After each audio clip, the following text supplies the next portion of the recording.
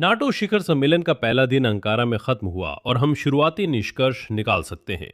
Donald Trump ने कहा कि यूक्रेन के राष्ट्रपति जेलेंस्की और रूसी तानाशाह पुतिन समझौते के इच्छुक है और जल्द ही कोई सौदा करेंगे जिससे यूक्रेन युद्ध जल्दी सुलझ जाएगा। ट्रंप के अनुसार उन्होंने हाल ही में पुतिन से काफी देर तक बात की और उन्हें यह समझा दिया कि अब समझौता करना ही बेहतर है।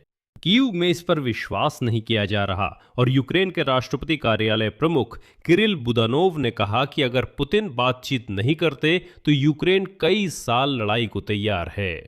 उनका कहना है कि हमारे पास निश्चित रूप से सहन शक्ति का भंडार है।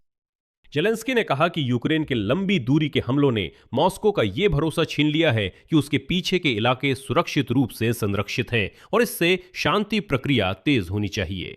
जैसा कि वोलोदिमीर जेलेंस्की ने कहा, उदाहरण है, हमने रूस की रणनीतिक पिछला इलाका के अस्तित्व की पूरी धारणा को नष्ट कर दिया है। नेटो शिखर सम्मेलन की इतर चर्चा में कहा जा रहा है कि डोनाल्ड ट्रंप को यह पसंद है कि यूक्रेन रूस में कैसे हमले कर रहा है और उन्होंने एक बार फिर ऐसे हमलों को तेज करने का आह्वान किया ताकि पुतिन को समझौते के लिए मजबूर किया जा सके। लेकिन सार्वजनिक रूप से वोलोदिमीर जेलेंस्की ने कहा कि यूक्रेन के लंबी दूरी के हमलों ने रूस को इससे वंचित कर दिया है। नाटो को हमेशा लगता रहा है कि उनके पास सुरक्षित बैक जोन है, लेकिन इसे सार्वजनिक रूप से नहीं बताया जाता।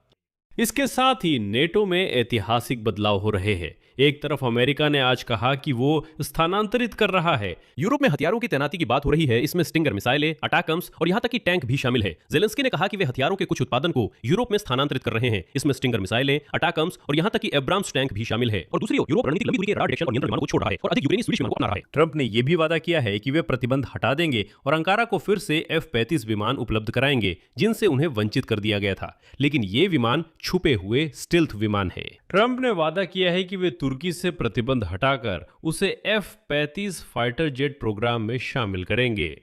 इस उपलब्धि के बाद रूसी संघ की स्टेट ड्यूमा में आधिकारिक तौर पर रूसियों से आग्रह किया गया, उदाहरण कि वे ईंधन संकट के कारण घबराएं नहीं। अगर आप इस न वाइब्रेट करने वाले स्लैंग को नहीं समझे तो बता दूं कि डिप्टी वोलोदिन ने रूसियों से कीव या यूक्रेनी ड्रोन को लेकर घबराने के लिए नहीं कहा है। अगर आप इस न वाइब्रेट करने वाले स्लैंग को नहीं समझे। यूक्रेन के राष्ट्रपति के प्रमुख किरिल ने कहा कि यूक्रेनियनों को ईंधन की कमी पर शिकायत नहीं करनी चाहिए, खासकर यूक्रेनी हमलों के बाद। इन्हीं मुद्दों और अन्य बातों पर हम इस एपिसोड में चर्चा करेंगे।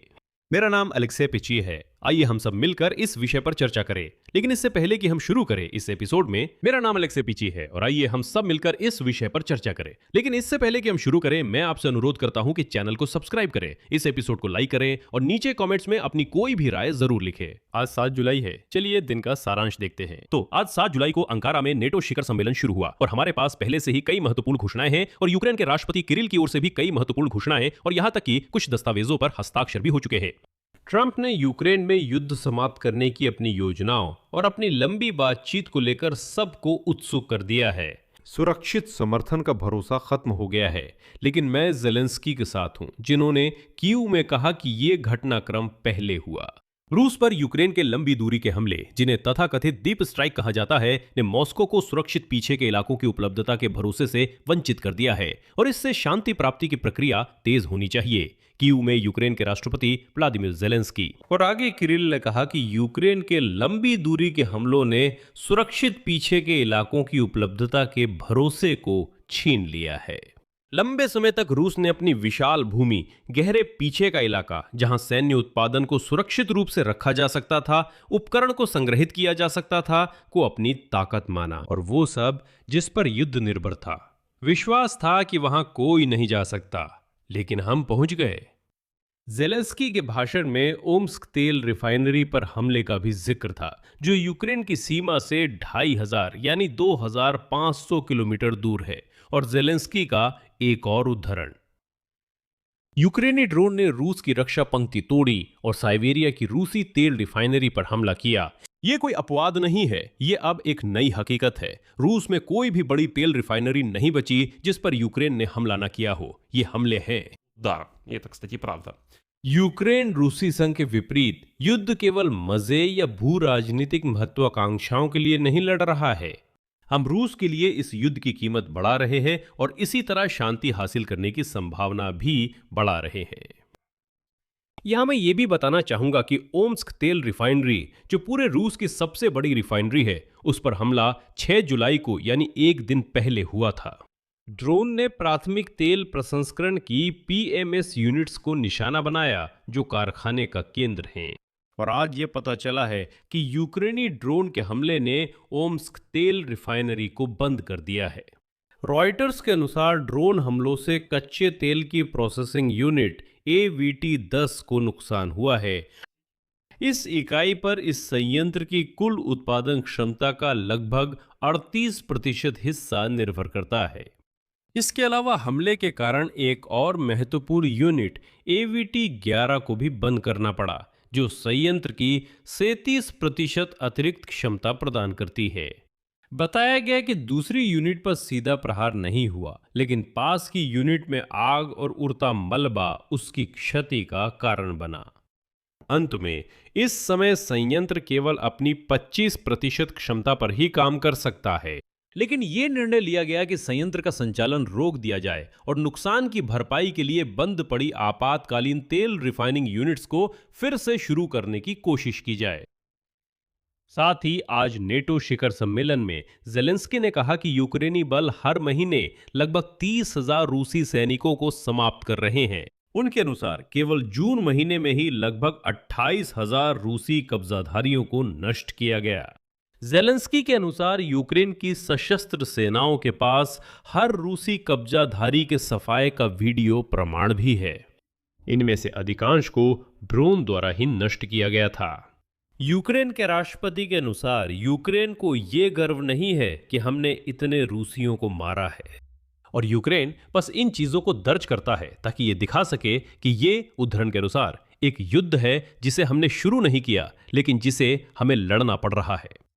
ज़ेलेंस्की ने कहा कि यूक्रेन को नाटो में होना चाहिए क्योंकि दोनों मिलकर भविष्य का गठबंधन है। क्या आप सच में मानते हैं कि इतने उच्च स्तर की रक्षा क्षमता वाले देश और लोगों को नाटो से बाहर रखना सही है? अगर हमारे पास पहले से ऐसी क्षमताएं हैं तो ये पूरी तरह से तर्कसंगत है कि ये क्षमता गठबंधन की सामूहिक रक्षा का हिस्सा बने। ये भी बताना जरूरी है कि कीव और मॉस्को दोनों ने नेटो शिखर सम्मेलन से पहले दांव बढ़ाने की कोशिश की थी। यूक्रेन ने डीप स्ट्राइक तेज कर दी और आज तो उसने ड्रोन से अज़ोव सागर में अब तक 10 टैंकरों पर हमला किया, जो क्रीमिया में ईंधन लाने की कोशिश कर रहे थे। पिछले एपिसोड में मैंने बताया था कि एक ही रात में एएपताखी माद्यार यूक्रेन की सशस्त्र सेनाओं की ड्रोन यूनिट्स ने अज़ोव सागर में क्रीमिया के लिए पेट्रोल ला रहे 8 टैंकरों पर हमला किया। И уже днем 7 июля 7 तारीख को दिन में भी अज़ोव सागर में टैंकरों पर फिर हमला हुआ। यानी इस समय तक एक दिन में शेडो फ्लीट के 10 टैंकरों पर हमला हुआ है, जो क्रीमिया में पेट्रोल लाने की कोशिश कर रहे थे। एक मालवाहक जहाज और एक फेरी जो कर्च में खड़ी थी। बस इसके अलावा इसमें एक और खबर जोड़नी होगी। आज यूक्रेन के रक्षा मंत्री मिखाइल फेदोरोव ने आशान विशेष ऑपरेशन की जानकारी साझा की। यूक्रेन की सेना ने रूस की क्षमताओं को कम से कम 6 महीने पीछे धकेल दिया, जिससे वे गर्मी की शुरुआत में बड़ा हमला नहीं कर सके। फेदोरोव के मुताबिक ऑपरेशन आशान के बाद रूसियों को बड़ी मात्रा में सैन्य उपकरण मोर्चे से हटाने पड़े। वैसे यही है, जैसा कि कहते हैं, समझदार लोगों की असली विशेष सैन्य कार्रवाई यही है। मंत्री ने बताया कि विशेष अभियान का पहला चरण पिछले साल पूरा हुआ। इसके लिए विशेष रूप से विकसित किए गए ड्रोन तैयार किए गए थे, आवश्यक खुफिया जानकारी एकत्र की गई थी और दुश्मन के सैन्य उपकरणों पर गहरे इलाके में बड़ा हमला करने की तैयारी की गई थी। 3 दिनों में यूक्रेन के रक्षा बलों ने 949 दुश्मन के ठिकानों को निशाना बनाया। कुछ हफ्ते पहले इस ऑपरेशन का दूसरा चरण हुआ था। इस बार मुख्य लक्ष्य दुश्मन की तोपखाना थी। ऑपरेशन के दूसरे चरण के लिए गोला बारूद से लैस ड्रोन का एक नया प्रकार विकसित किया गया, जो तोपखाने को निशाना बनाने के लिए था।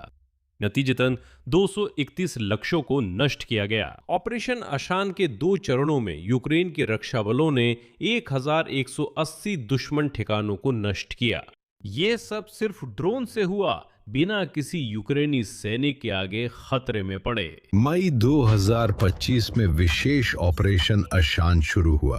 कुछ महीनों के दौरान रक्षा बलों ने लेजर और 412वीं ब्रिगेड नेमेसिस की इकाइयों की भागीदारी के साथ यूक्रेन के अस्थायी रूप से कब्जे वाले क्षेत्रों में दुश्मन की ताकतों पर सबसे कठोर हमले किए। सैन्य उपकरण, संसाधन, लॉजिस्टिक्स, 949 लक्ष्यों को 50 से अधिक किलोमीटर की दूरी पर युद्ध संपर्क रेखा से निशाना बनाया गया और नष्ट किया गया।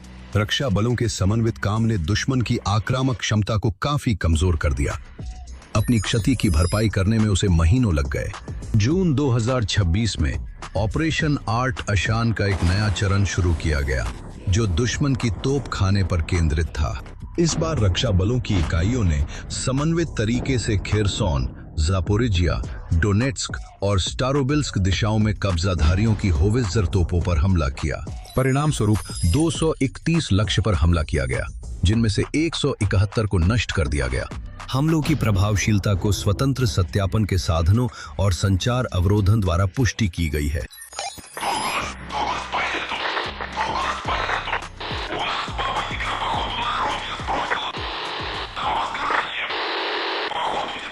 पहले ही दिन पूरे क्षेत्र में रूसी सेना की सक्रियता 30 से 81% तक कम हो गई। कुल मिलाकर ऑपरेशन आशन के दौरान 1180 लक्ष्यों को निशाना बनाया गया। हर निशाना बनाए गए लक्ष्य का मतलब यूक्रेनी पोजीशनों और शहरों पर कम गोलाबारी है। हर ऐसी कार्रवाई दुश्मन को कमजोर करती है और वो पल करीब लाती है जब वो मैदान जंग में अपनी शर्तें थोपने की ताकत खो देगा। काम जारी है। व्लादिमीर पुतिन ने डोनाल्ड ट्रंप को प्रभावित करने की कोशिश की।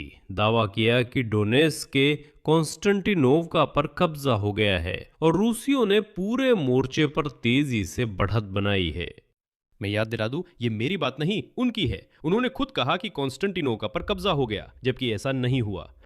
इसके अलावा उन्होंने खुद कैडेट्स को बताया था, याद है? उन्होंने उन्हें क्रेमलिन में इकट्ठा किया था और उन्हें यह घोषणा की थी कि वे कहते हैं, ऐसा कोई भी मोर्चा नहीं है जहां रूसियों ने आगे बढ़त ना बनाई हो। वे कहते हैं, एक भी नहीं। ये पूरी फ्रंट लाइन आगे बढ़ रही है। ये उन्हीं के शब्द हैं। इन बातों से वो डोनाल्ड ट्रंप को प्रभावित करने की कोशिश कर रहा था, ताकि ट्रंप कहे, आप लोग जबरदस्त लड़ाई कर रहे हैं। हाँ, ज़ेलेंस्की को बातचीत के लिए मजबूर करना चाहिए और इलाके छोड़ने चाहिए। और यह पुतिन ने ट्रंप के सामने कीव में रिहायशी इमारतों पर अपने बर्बर हमलों का भी घमंड किया। और यह पता चला कि रूस की अनिवार्य जीत के बारे में पुतिन के दावे ट्रंप को प्रभावित नहीं कर पाए। ट्रंप ने कहा कि उनके अनुसार यूक्रेन और रूस युद्ध समाप्त करने के लिए समझौता करने में सफल हो जाएंगे।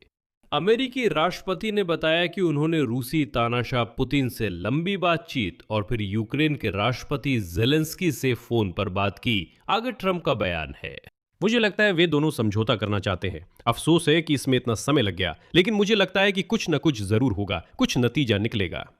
इसके अलावा उन्होंने ये भी उल्लेख किया कि तुर्की के नेता रजब तैयब एर्दोआन यूक्रेन के खिलाफ रूस की जंग को खत्म करने के लिए शांति प्रयासों में मदद कर रहे हैं।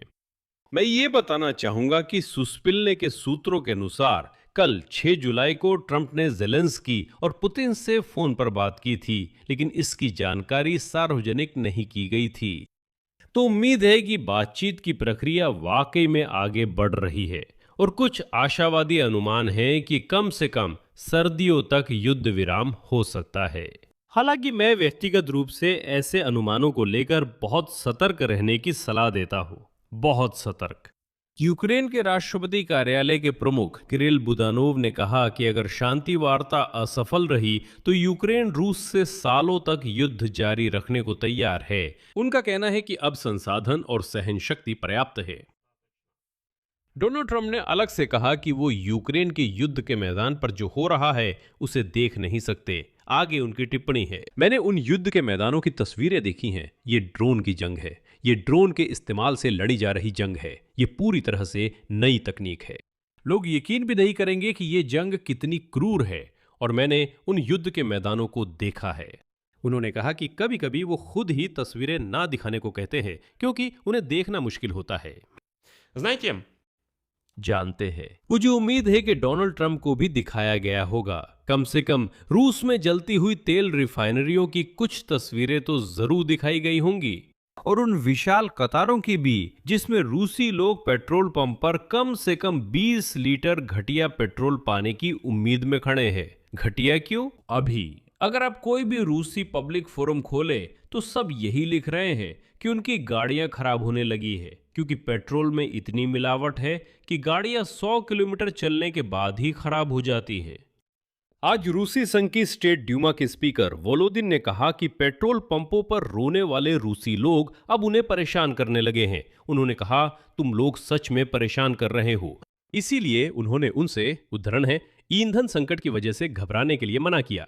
लेकिन इस पर हम थोड़ी देर बाद और बात करेंगे। यहां मैं ज्यादा ध्यान नहीं देना चाहता। थोड़ी देर बाद हम फिर लौटेंगे। अभी हम ट्रंप पर वापस आते हैं। ट्रंप ने यूक्रेन ही नहीं बल्कि कहा कि वो नाटो समिट में सिर्फ इसलिए आए क्योंकि ये तुर्की में था, वरना आना नहीं चाहते थे, जिसे वो अपना दोस्त कहते हैं। और अब डोनाल्ड ट्रंप, ऐसा लगता है, तुर्की के राष्ट्रपति रजब तैयब एर्दोआन के लिए 2 तोहफे लेकर आए हैं। उन्होंने इशारा किया कि वो तुर्की को अमेरिका से F-35 लड़ाकू विमान खरीदने की इजाजत देंगे। उन्होंने कहा कि वॉशिंगटन तुर्की से वे प्रतिबंध हटा लेगा जो अंकारा द्वारा रूसी S-400 एयर डिफेंस सिस्टम खरीदने पर लगे थे। याद दिला दूं, खुद ट्रंप ने अपने पहले राष्ट्रपति कार्यकाल में ये प्रतिबंध लगाए थे। अब वे कहते हैं दोस्तों के खिलाफ बोलना गलत है, प्रतिबंध हटाओ। शायद भूल गए कि इन्हें उन्होंने ही लगाया था। तुर्की से संबंध फिर से शुरू करते हुए अमेरिका ये देख रहा है कि क्या उसने F-35 बिक्री की शर्तें पूरी की है। साथ ही अंकारा पर रूसी S-400 छोड़ने का दबाव बना रहा है। खैर, खासकर यूक्रेन के खिलाफ रूस की जंग में उन्होंने खुद को बहुत ही खराब साबित किया है। 2019 में इन एंटी एयरक्राफ्ट मिसाइल सिस्टम्स की खरीद से अमेरिका ने प्रतिबंध लगाए और F-35 फाइटर जेट्स की बिक्री से इनकार किया। और अब सूत्रों के मुताबिक तुर्की समझौते के लिए तैयार है, जिसमें अमेरिका की तरफ से तकनीकी निगरानी शामिल होगी। साथ ही वो इन मिसाइलों को राष्ट्रीय सुरक्षा खतरे जैसी विशेष परिस्थितियों में रख सकती है। यानी मतलब ये है कि चलिए हम इन S-400 को सील कर देते हैं, अमेरिकी देख सकते हैं और उन्हें दिखेगा कि ये काम नहीं कर रहे हैं, ये बस सील किए गए हैं, बंद है, रखे हुए हैं और काम नहीं कर रहे हैं। लेकिन भगवान न करे कभी जरूरत पड़े तो हम इनका इस्तेमाल कर सके। एर्दोआन ने कहा कि उन्हें 5 F-35 विमानों की आपूर्ति का वादा मिला है, लेकिन और जानकारी नहीं दी। लेकिन समझना जरूरी है कि अमेरिकी कांग्रेस को दोनों फैसलों को मंजूरी देनी होगी, चाहे प्रतिबंध हटाना हो या विमान का मामला।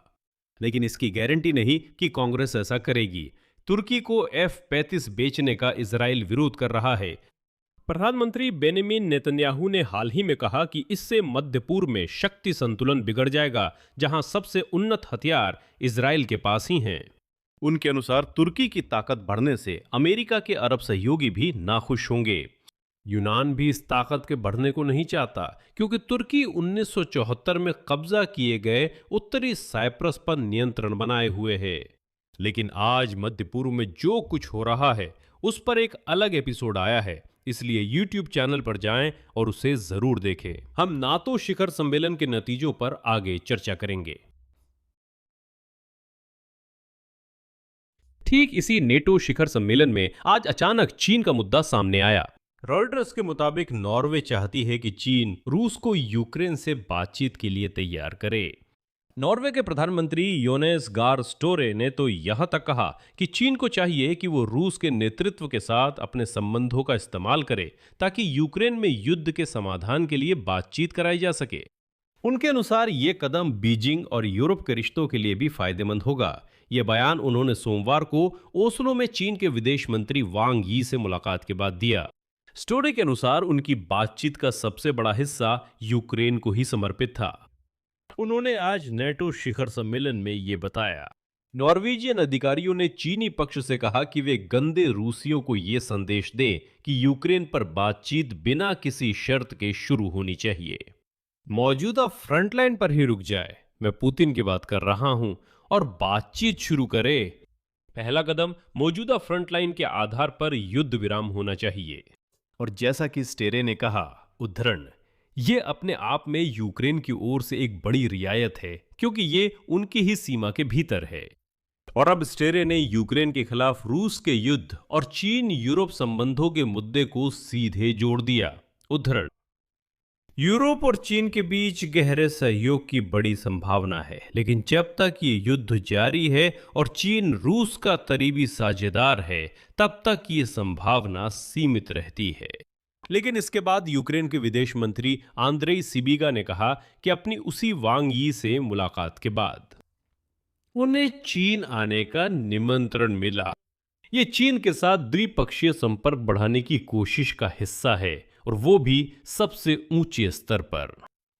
अभी ज्यादा जानकारी नहीं है, लेकिन चीन की सक्रियता वार्ता प्रक्रिया के फिर सक्रिय होने का संकेत है। इसी दौरान कल ही डोनाल्ड ट्रंप और व्लादिमीर जेलेंस्की की व्यक्तिगत मुलाकात होगी। यूक्रेन के राष्ट्रपति ने पहले ही कहा है कि इस मुलाकात से पहले उनका मनोबल ऊंचा है और बातचीत में यूक्रेन की रूसी बैलिस्टिक मिसाइलों से रक्षा के लिए पैट्रियट सिस्टम की आपूर्ति का मुद्दा भी शामिल होगा।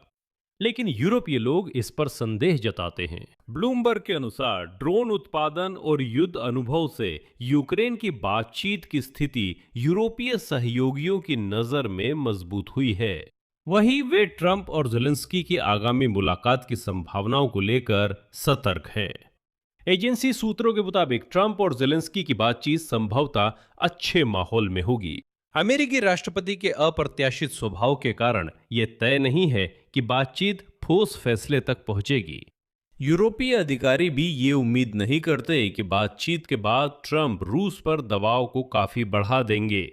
ये नए प्रतिबंधों और यूक्रेन को अमेरिकी हथियारों की आपूर्ति फिर से शुरू करने से जुड़ी है, लेकिन कम से कम सभी यूरोपीय नेता ये उम्मीद करते हैं कि ट्रंप यूक्रेन और यूरोप को रूस को पाषाण युग में धकेलने से रोकने की कोशिश नहीं करेंगे। जैसा वादा किया था, एपिसोड के अंत में एक खबर सुनाऊंगा जो आपको मुस्कुराएगी। रूस में ईंधन संकट जारी है। आज जापान ने रूसियों को विमानन ईंधन की आपूर्ति पर प्रतिबंध लगाया, जिसकी वे जापान से बहुत विनती कर रहे थे। लेकिन जैसा कि आज रूसी संघ की स्टेट ड्यूमा के स्पीकर व्याचेस्लाव वोलोदिन ने कहा, रूसियों को रोना धोना बंद कर देना चाहिए और ईंधन संकट के सामने घबराहट नहीं फैलानी चाहिए। और जरूरत है, वे कहते हैं, बूढ़े नेता पुतिन के चारों ओर एकजुट होने की। और क्या करना है? सहन करना है। सहन करो, बैठो और सहन करो। उनके अनुसार रूसियों की घबराहट केवल रूस के दुश्मनों को मजबूत करती है, जो देश की अर्थव्यवस्था नष्ट करना चाहते हैं। आगे मैं वोलोडिन का एक उद्धरण पेश करता हूं। जब हम चुनौतियों का सामना करते हैं, कांपने लगते हैं, घबराने लगते हैं, तो ये सब दुश्मन के पक्ष में जाता है। हमें ये समझना चाहिए, झटके सहने और अंत तक टिके रहना चाहिए। वे हमारी वित्तीय व्यवस्था को बर्बाद करना चाहते थे, लेकिन वे सफल नहीं हुए। वे हमारी अर्थव्यवस्था को टुकड़े टुकड़े करना चाहते थे, लेकिन इसमें भी वे असफल रहे। आखिरकार ऐसा लगता है कि वोलोदिन ने खराब पेट्रोल के धुएं ज्यादा सूंघ लिए और उन्होंने कहा, उद्धरण, ये याद रखना महत्वपूर्ण है कि यूक्रेन में विशेष सैन्य अभियान एसवीओ के प्रतिभागी हमारे देश के भविष्य के लिए लड़ रहे हैं, जब रूस के खिलाफ सभी पश्चिमी देश खड़े हैं। तो आप जानते हैं, मैं वोलोदिन को जवाब देना चाहता हूं। मैं याद दिला दूं कि 2014 से पहले जब तक ये गंदे रूसी यूक्रेन में नहीं घुसे थे, तब तक पूरी यूरोप रूसियों के साथ बड़े पैमाने पर व्यापार करती थी। रूस के खिलाफ खड़े होने का कभी सोचा भी नहीं था। एंजेला मर्केल बहुत शानदार थी, पुतिन का साथ देती थी, उनसे मिलती थी, हाथ मिलाती थी, अपनी फजीहत कराती थी, व्यापार करती थी, लेकिन ऐसा कुछ नहीं था। वोलोडिन कहते हैं, पश्चिम हमारे खिलाफ है, हमें नष्ट करना चाहता है, तो रूसियों, क्या हम सहन करें? मैं याद दिला दूं कि रूसियों के बीच ये तनाव बहुत तेजी से बढ़ रहा है, जो कि लगभग सभी मॉस्को के नियंत्रण वाले क्षेत्रों में फैले बेहद गंभीर ईंधन संकट की वजह से है, फिलहाल चुकोटका को छोड़कर। यूक्रेनी अभियान के परिणाम स्वरूप, जिसमें रूसी तेल रिफाइनरी सुविधाओं को नष्ट किया गया, पूरे देश में ईंधन की बिक्री पर सीमाएं लगा दी गई हैं। साथ ही कैनिस्टर्स में ईंधन भरने पर भी प्रतिबंध लगा दिया गया है और कुछ जगहों पर पेट्रोल पंपों पर लगी कतारें अब सैटेलाइट से भी दिखाई देने लगी हैं। जैसा वोलोदिन ने कहा, रूसियों, सहन करो, क्योंकि तुम्हारा नारा सहनशीलता है। यहां मैं विराम लगाऊंगा। इस बारे में आपकी राय, आपके विचार नीचे कमेंट्स में लिखें। चैनल को सब्सक्राइब करें, लाइक करें और बेल आइकन दबाएं। बस इतना ही। अपना ख्याल रखें। सबको अलविदा।